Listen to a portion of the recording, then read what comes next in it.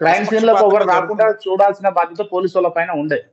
ఉంటది కదా మరి. నేను అడిగాను వాళ్ళని. ఆ!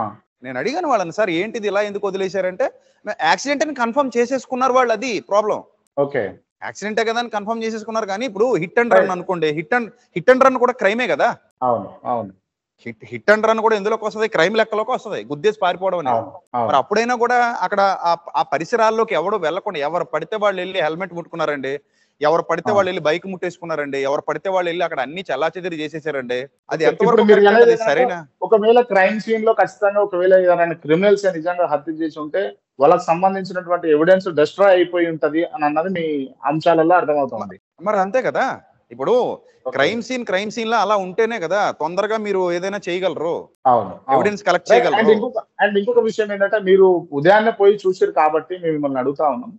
అసలు బాడీ పైన, తొడ పైన గాయాలు, అదేవిధంగా పెదవి చీల్చుకుపోయినట్టుగా, అదేవిధంగా ముఖమంతా పగిలిపోయినట్టుగా, ఈ ఛాతీ మీద ఉన్నటువంటి టీ షర్ట్ ఆర్ షర్ట్ అనుకుంటా. దాని మీద షూ మరకలు గూడా ఉన్నాయి అని జెప్పేసి కొంతమంది అంటుంటే విన్నాం. నిజమేనా ఇవన్నీ? మరి నిజమే కదండి అవన్నీ. ఇప్పుడు ఇది అంతా ఇలా చీరుకుపోయిందండి. నేను ఓకే. ఫస్ట్ డే 1 నుంచి ఒకటే అడుగుతున్నాను. ఇంత చీరుకుపోయి ముఖం పగిలిపోవడానికి, ఈ పెదాలు పగిలిపోవడానికి అక్కడ ఏముందని అడుగుతున్నాను నేను. అక్కడ ఓకే. ఒక రాయి ఉందండి. కొంత దూరంలో ఒక రాయి ఉంది. ఆ! ఆ రాయి మీద కనీసం ఒక బ్లడ్ మరక కూడా లేదు. ఓకే. బండి ట్యాంక్ నిండా బ్లడ్ చిమ్మేసి ఉంది. ఓకే. ఇప్పుడు మీరు ఒక్కసారి మీరు జ్ఞానయుక్తంగా ఆలోచించండి. డెడ్ బాడీ ఇలా పడుకొని ఉంది కదా.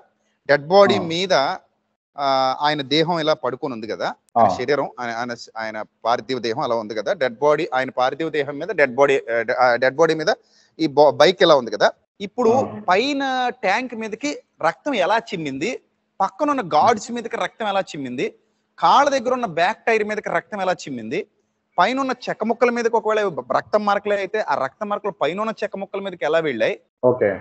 ఈ హెల్మెట్ లాగే ఉంది, ఊడిపోలేదు, పడిపోలేదు. ఆ! అయినా కూడా తల ఎలా, లోపల బ్లడ్ ఎలాగా ఫ్లో అయిపోయింది, వెనక ఎలా ఆ! పగిలింది. ఆ! ఇది ఎవరో కొట్టినట్టుగా అనిపించింది నాకు. ఇది చూడగానే ఇది హత్యేమో అన్న అనుమానం నాకు ఆ గాయాలు చూసినప్పుడే అనిపించింది. రెండోది, నేను ఇంకొకటి బాగా ఎక్కువగా నేను స్ట్రెస్ చేసి చెప్పింది ఏంటంటే, ఓకే. ఈ రాయల్ ఎన్ఫీల్డ్ బండి అనేది 350 సీసీ. అవును. అన్ని బైకుల కంటే కూడా సైలెన్సర్ చాలా కాలిపోయి ఉంటది రాయల్ ఎన్ఫీల్డ్ అవును. Bike silencer. అవును. కొన్ని బళ్ళకి సైలెన్సర్ కి ప్రొటెక్టర్ ఉంటది, ప్రొటెక్షన్ ఉంటది. దీనికి అది కూడా లేదు. ఆ! డైరెక్ట్ తొడ మీద పడిపోయింది బండి. Silencer okay. పైకి పడలేదు, ఇటే పడింది. ఓకే.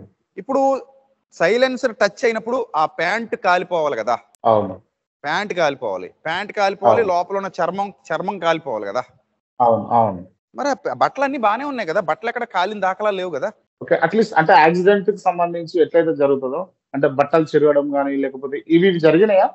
లేవు కదా. ఇప్పుడు నేను అదే చెప్తున్నాను. ఇప్పుడు ఒకటే అసలు ఆలోచించండి బట్టలు ఎక్కడ క్రాంతి గూడా గారు. చినగలేదా?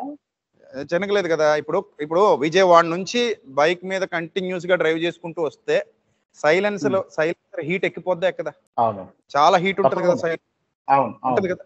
మరి ఇప్పుడు బట్టల అవును. మీద సైలెన్సర్ పెడితే ప్రాక్టికల్ గా మీరు చెప్పండి, ప్రాక్టికల్ గా సైలెన్సర్ బట్టల మీద పడితే ఆ బట్టలు కాలిపోవాలి, లోపల ఉన్న చర్మం కాలిపోవాలి. ఎప్పుడో 11 తప్పకుండా. గంటలకు జరిగిందన్నారు యాక్సిడెంట్, ఓకే కన్ఫర్మ్. 11 గంటల నుంచి ఉదయం 8 గంటల వరకు బాడీని ఎవ్వరు కదపలేదు కదా. మరి ఉదయం 7 గంటల వరకు, 7, 8 గంటల ఆ! వరకు, ఆ! మరి అప్పటి వరకు శరీరం మీద ఆ బండి అలాగే ఉంది. ఆ! అయినా ఒక సింపుల్ లాజిక్ ఏంటంటే, మనిషి శరీరం ఎగిరి పడిందండి. ఆ! ఎగిరి పడ్డప్పుడు బండి కూడా ఎగిరి అదే విధంగా శరీరం మీద పడిందండి. తొడ మీద ఆ! పడిందండి. తొడ తుంటి భాగం మొక్కలైపోవాలి, అవును. రిబ్స్ విరిగిపోవాలి, అవును. హ్యాండ్స్ విరిగిపోవాలి, దవడ అవును. ముక్కలు అయిపోవాలి, దవడ భాగం మొత్తం పగిలిపోవాలి, తల పగిలి. అంత బరువైన బండి. అసలు రాయల్ ఎన్ఫీల్డ్ కంటే బరువైన బండి ఏముందో మీరు చెప్పండి. అవునవును. అవును. అంత బరువైన బండి దాదాపు 10 అడుగుల లోతులో ఉన్న వ్యక్తి మీదకి ఎగిరి పడితే అసలు మొత్తం బాడీ ముక్కలైపోవాలి. అవునవును. ఆయనది ఏమైనా జిమ్ బాడీయా పోనీ చెప్పండి? కాదు కదా. 45 ఏళ్ల వయసు. ఆ! అంత స్ట్రాంగ్ బోన్స్ ఎందుకు అంటే, రాయల్ ఎన్ఫీల్డ్ ఎగిరి పడినా కూడా విరిగిపోనంత స్ట్రాంగ్ బోన్స్ ఉంటాయా ప్రవీణ్ గారికి? రైట్. ఓకే.